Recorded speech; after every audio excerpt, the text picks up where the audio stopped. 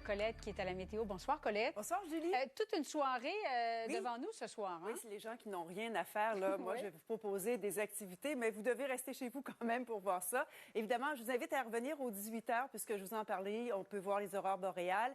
Il y aura une éclipse partielle de la Lune. Et en plus, c'est la super Lune. Alors, tout ça, ça va se passer ce soir.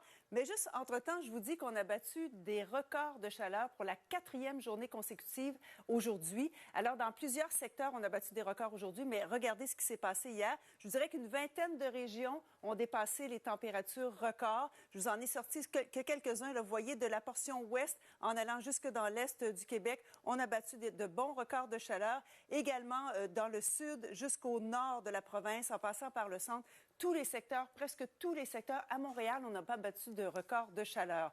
Maintenant, présentement, c'est encore très, très chaud. Pour vous dire qu'on devrait avoir à ce temps-ci de l'année des températures normales entre 13 et 19 degrés. 19, c'est pour la région de Montréal. Là. Alors, vous voyez que ça reste encore vraiment très chaud. Donc, pas de système sur le sud du Québec, mais on voit que le courant jet commence à baisser lentement, mais sûrement. Il y a ce système-là qui pourrait nous donner un débordement nuageux. Alors, rapidement, regardez ce que ça va donner. Au cours de la nuit, il y aura formation de brouillard. Soyez prudents si vous devez être sur les routes. Et demain, une autre magnifique journée.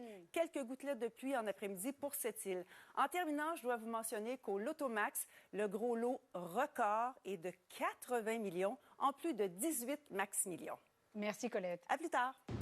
Allons retrouver Colette à la météo. Alors, Colette, encore du beau temps à perte de vue? Oui, absolument. Aussi loin que l'on puisse voir sur le sud-ouest du Québec, pas de précipitations, encore des chaleurs. Chaleur le jour et la nuit. On a battu des records de chaleur à plusieurs endroits. Mais là, je veux vous parler de 3 phénomènes qui vont se pointer ce soir dans le ciel. Alors, vous pouvez regarder ça, c'est tout à fait gratuit.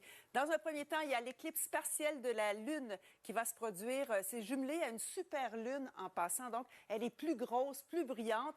Ça va traverser l'ombre de la Terre. C'est pour ça qu'on appelle ça l'éclipse partielle de la Lune. Entre 22h14 et 23h16, mais l'apogée, c'est 22h45. Et à ce moment-là, il y aura un maximum de 8 % de la Lune. C'est partiel. Alors, seulement 8 % de la Lune sera assombrie. En plus, si vous regardez un peu à côté de la pleine Lune, vous pourrez peut-être voir de magnifiques aurores boréales. Alors, ce soir, c'est propice. Presque partout, le ciel sera dégagé. Donc, présentement, on a 27 degrés. Demain, ça se maintient à 28 degrés. Vous voyez, la nuit, 17 degrés. On n'est pas loin des températures normales le jour en passant.